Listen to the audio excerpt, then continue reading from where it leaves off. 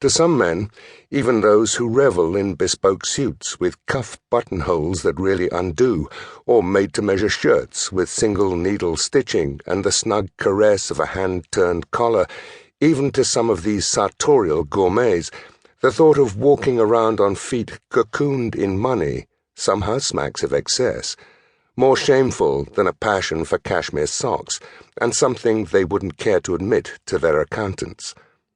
Their misgivings are usually supported by the same argument. What could possibly justify the difference in price between shoes made by hand and shoes made by machine? Unlike the miracles of disguise that a tailor has to perform in order to camouflage bodily imperfections, the shoemaker's task is simple. Feet are feet. They're wrong, of course.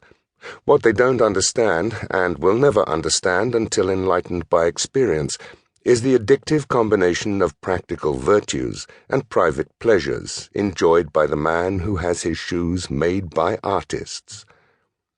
It all starts with a ritual of initiation, and like any good ritual, this one proceeds at a measured pace.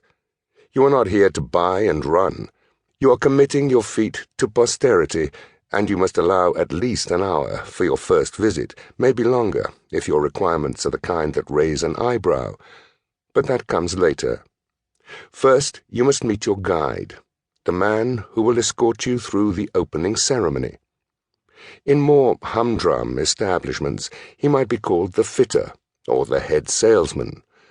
But this shop is one of the last outposts of late Victorian Baroque English, and he would probably prefer to think of himself as the purveyor. He will greet you courteously, but his eyes will not be able to resist flickering downwards for a brief assessment of your shoes.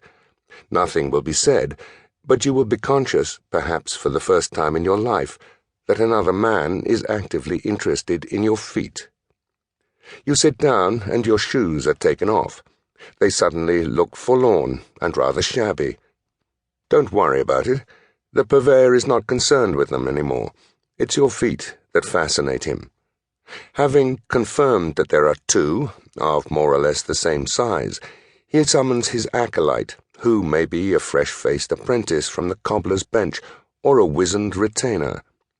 In either case, he carries a large, leather-bound book opened at 2 blank pages. The open book is placed upon the floor. You are asked to stand on it, 1 foot per page, and the purveyor kneels before you. Slowly, almost lovingly, he makes a map of each foot by tracing the 2 outlines onto the pages of the book. From those nearly prehensile big toes, round the mysterious knurls that embellish the little toes, along the sides and deep under the arches, not a single wrinkle or irregularity is left unrecorded. Once the maps are completed, the topographical survey can begin. Everything is measured: altitude of instep, curve of heel, contours and slopes of the metatarsal range. You might even be asked if you normally wear your toenails that length, because millimeters count. At last, you are allowed to step off the book and prepare yourself for decisions. Now is the time to choose the style of your shoe. While the choices are almost endless, it has to be said that you will not find Cuban heels, brass snaffles, 3-tone snakeskin overlaid broguing, or anything that might be considered a trifle gaudy. You, of course, have nothing like that in mind. What you want is a classic, timeless, brown lace-up shoe.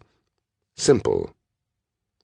All you have to do is decide on the leather: calf, cordovan, crocodile, brushed deerskin, the precise shape of the toe, almond, slightly squared, standard, rounded, the height of the heel.